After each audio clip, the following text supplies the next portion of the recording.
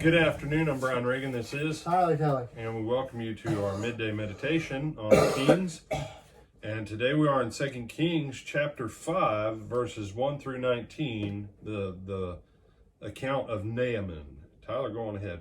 Now Naaman, the commander of the army of the king of Syria, was a great and honorable man in the eyes of his master, because by him the Lord had given victory to Syria. He was also a mighty man of valor, but a leper. And the Syrians had gone out on raids and had brought back captive a young girl from the land of Israel. She waited on Naaman's wife. And then she said to her mistress, "If only my master were with the prophet who is in Samaria, for he would heal him of his leprosy." And Naaman went in and told his master, saying, "Thus and thus says the girl who is from the land of Israel." Then the king of Syria said, "Go now, and I will send a letter to the king of Israel." So he departed and took with him 10 talents of silver, 6,000 shekels of gold, and 10 changes of clothing. And he brought the letter to the king of Israel, which read, "When this letter reaches you, know that I have sent to you my servant Naaman, that you may cure him of his leprosy." When the king of Israel read the letter, he tore his clothes and said, "Am I God to give death or life, that this man sends word to me to cure a man of his leprosy? Just look and see how he's trying to pick a quarrel with me." But when Elisha, the man of God, heard that the king of Israel had torn his clothes, he sent a message to the king. "Why have you torn your clothes? Let him come to me, that he may learn there is a prophet in Israel." So Naaman came with his horses and chariots and halted at the entrance of Elisha's house. And Elisha sent a messenger to him, saying, "Go wash in the Jordan 7 times, and your flesh shall be restored, and you shall be clean." But Naaman became furious and went away and said, "Indeed, I said to myself, he will surely come out to me and stand and call on the name of the Lord his God and wave his hand over the place and heal the leprosy. Are not the Abana and the Abana and Pharpar, the Pharpar, the rivers of Damascus, better than all the waters of Israel? Could I not wash in them and be clean?"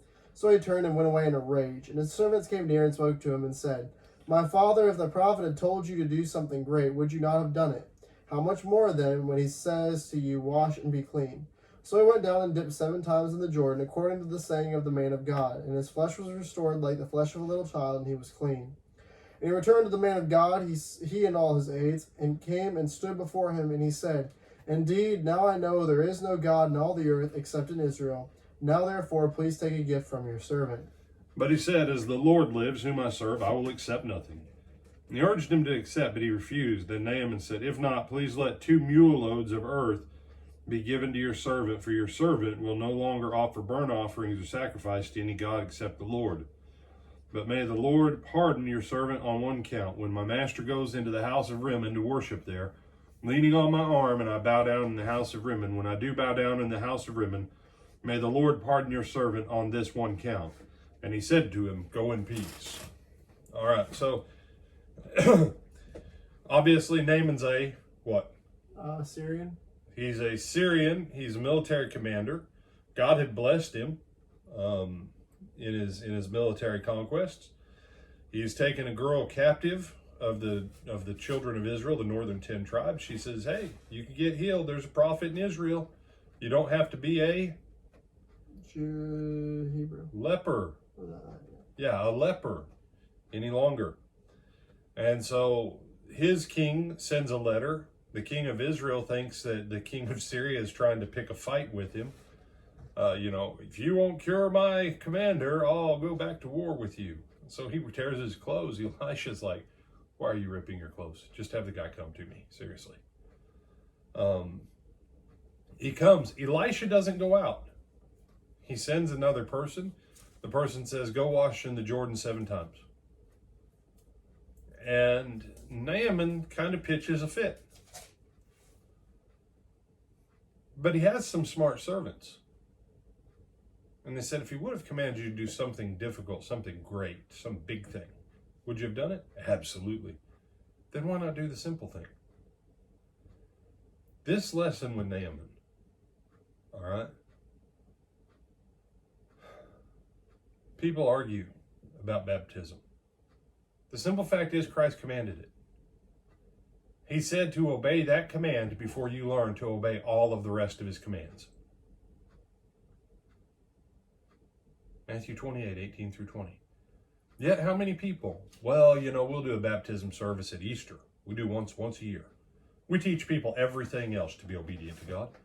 No, you just taught them to wait a year to be obedient. to one of the things Christ said to be obedient to before you learn how to be obedient to everything else.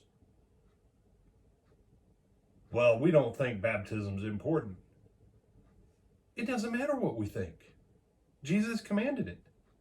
But did Jesus command a prayer for sinners? No. No. And that's the problem of Naaman. Naaman was like, you know what, I'll go back. I've got better rivers in my home country. I'll go back to my own home country. My rivers there are better. You see, that's the problem. It's not the river.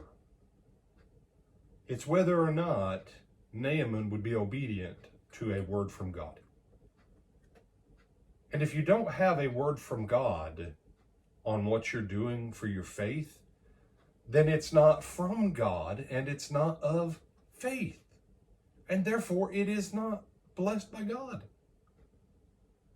And then on top of that, if you teach against the word of God that is already clearly revealed and you tell people to delay it, do you not realize that when people are doing that they're teaching people to be disobedient to God?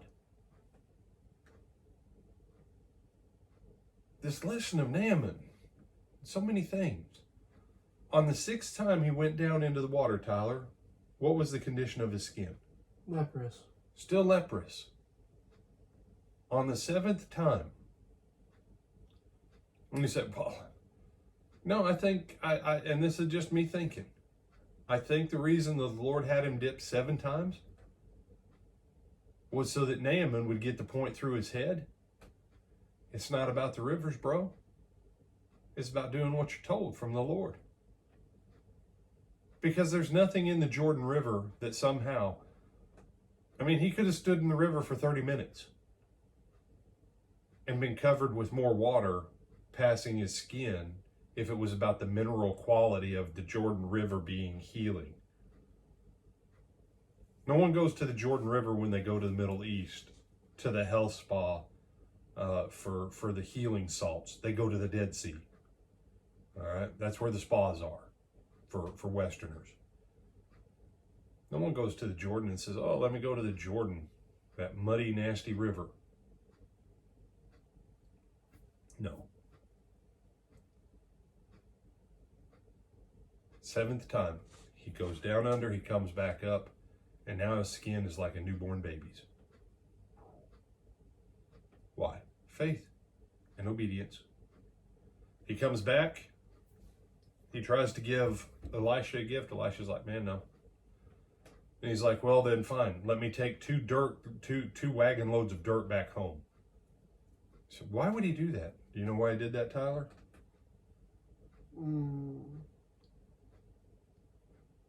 So, your servant will no longer offer either burnt or sacrifice to other gods, but to the Lord. Yeah, he wanted dirt from the land of God on which to do his sacrifices so that he could have part of the place where he met the man of God with the word of God and got healed by God back in his homeland.